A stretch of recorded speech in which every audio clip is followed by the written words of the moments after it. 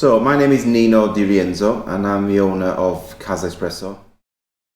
My dad started, he was the first to import Sanremo espresso machines from to the UK.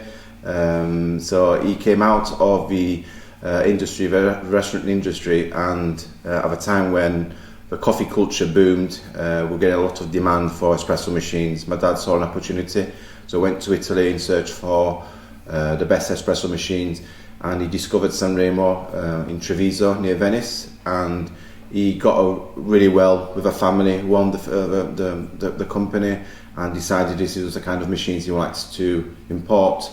So that's how it kind of started. So Casa Espresso Direct, what was the company called at the time, Casa Espresso, because he was operating from his house.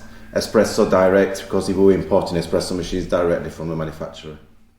I took over the business from my dad in 2007. He passed away 2006, and then I was still carrying on my full-time job, doing deliveries as I finished work, coffee deliveries, and then I thought this is something I quite like. I first got into coffee. I didn't actually like coffee at all before I actually got into the industry. So it's not like I got into it from going to coffee shops or anything like that. It didn't take long at all to get into coffee, but I guess it was like everybody. You start off with like, I think the first time I had a proper coffee really and actually enjoyed a coffee was at Grumpy Mill's place when they were training us. I think it was just like a single shot latte. It was like 12-ounce drinks, quite a big drink, a little bit of espresso, nothing too crazy. Start getting onto like double shot lattes and then flat whites, and your drinks get smaller and smaller and smaller. I met Nino at the UK Barista Championships, and he had a job positioning basically for a barista trainer. We do like little events where if we're doing a local coffee festival, or if we open the roastery, and it's just like we welcome people to come and see us so we can actually answer any questions they have about brewing methods and what type of equipment to use. We do barista training and latte art courses for people in the industry, so baristas or people starting in the industry or want to improve. And then we also do like home barista courses. So people, obviously since we've noticed that even before COVID, there was a lot of people buying coffee machines at home or different brew methods. But ever since COVID, obviously a lot of habits have changed, and we've seen a lot more people buying coffee for home and obviously equipment. Quite often we'll sort of try samples from all sorts of different green importers. Coffees are changing, like we're getting new coffees in every sort of 3 months or so, something like that. And we try to get maybe 2 or 3 different coffees in at a time. Vary the range as much as possible too. So we've got, we have coffees from, say, Brazil Naturals, the kind of safer end of Brazil Naturals, if you like, that kind of chocolatey, nutty kind of profile. Great coffees to start people off on that are perhaps not familiar with speciality coffee. Basically, we order in samples from as many green importers as we can sort of get our hands on. Some green importers are better at certain origins too. They've got more of a relationship with that origin. I don't think we've had a green importer that hasn't given us a wealth of information on each coffee that we buy, which is really nice because you get to sort of have a personal feel of each coffee, and you also get the information to sort of pass that on to your customers too.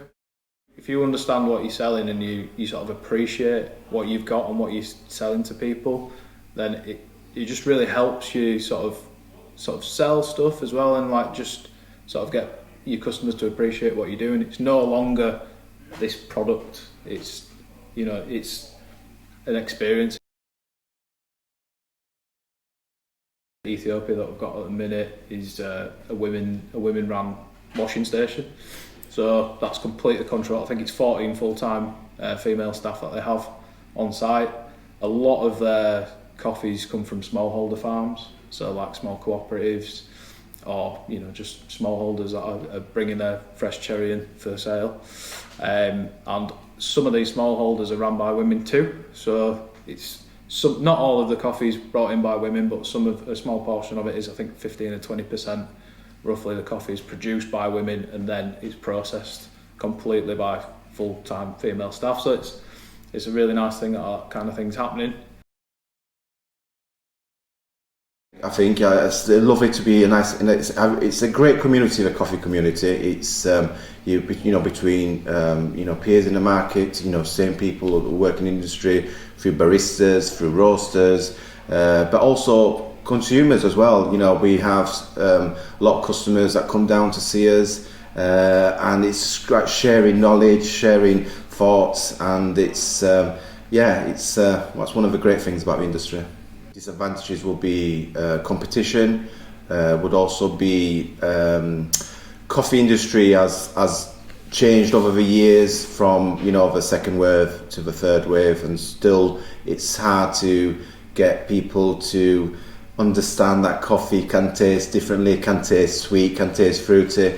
So trying to showcase different coffees, and that's kind of like also an advantage, because it's great to show people the difference, how coffee can change from process through varietal, obviously the country of origin.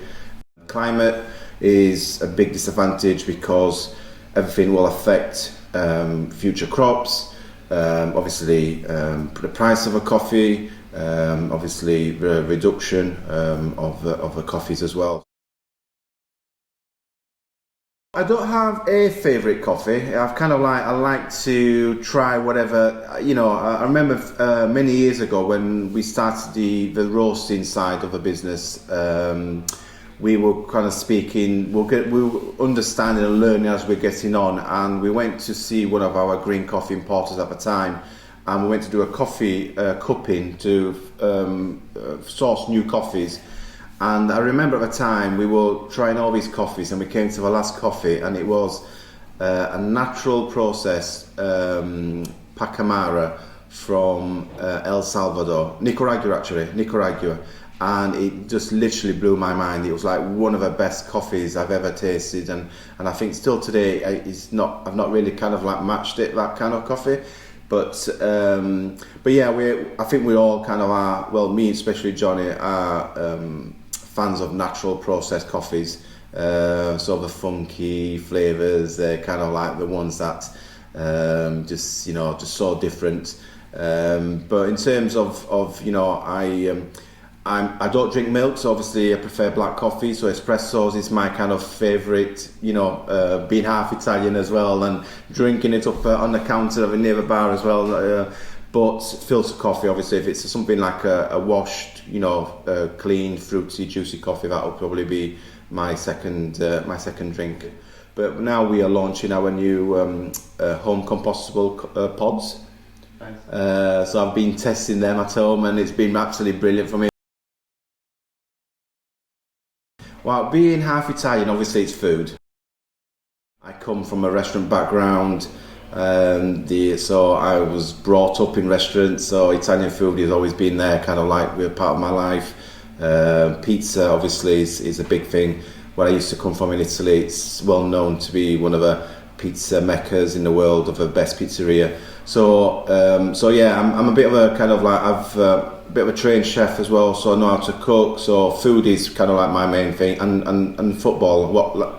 Watching football instead of playing football, but that's my kind of thing. And obviously my family, spending days with my family. My suppliers, Sanremo, for example, we've been there since day one, and we still sell Sanremo. James Hoffman is probably, one of the kind of like the people I look up most in the coffee industry. I was very lucky to bump into him a few years ago. At a host in Milan, which is the very big coffee exhibition. I kind of like bumped into him and managed to get a selfie. We try and recycle and reuse and just reduce waste wherever we can. So the chaff from the coffee roaster, that goes to our friend, ex-colleague who used to do the packing for us, called Hugh. He rescues battery hens. So he's got like 3 or 4 chickens now, and he uses the chaff for their bedding, and then when he sort of cleans them out, he uses that for composting as well, which is like really good for he grows loads of vegetables and stuff like that, so he uses that for compost. Coffee sacks we obviously reuse, so they go to a shop called Scraptastic that has a load of kind of basically things that are technically industrial waste but could be repurposed and reused for all sorts of different projects. So they take the coffee sacks from us. So we never ever throw a coffee sack away. They obviously come in, like you were saying before, they come in useful for all sorts of things. So I use them for like putting my potatoes in that I've grown and stuff like that. I use them for putting like wood chips in and stuff like that for the fire and stuff. So they come in really useful anyway, and they do compost down as well to nothing. So they're kind of like a nice circular sort of product. The Grain Pro bags that line the Hessian bags, so they create like a nice seal for the green coffee, keeps it in good condition for a bit longer. They're obviously plastic, so we can't do anything particular with those, like recycle them. So we use them as bin liners in the roastery. Green importers now have started using reusable cable ties, which is, I know it's a small piece of plastic, but it's a nice thing that they're doing it. So they have a little tab that you can undo the tie with, so you can reuse those for all sorts of bits. Coffee grounds as well, we get people asking for those for compost. I use them a little bit at home for composting as well. So yeah, we try where we can to sort of create, less waste. For anybody who wanting to start a coffee roasting business, saying, it does take time and hard work, by producing a good quality coffee, a good service, and obviously being clever and aware of making sure that you get spotted, and that will help a business to grow. But it is a very competitive industry.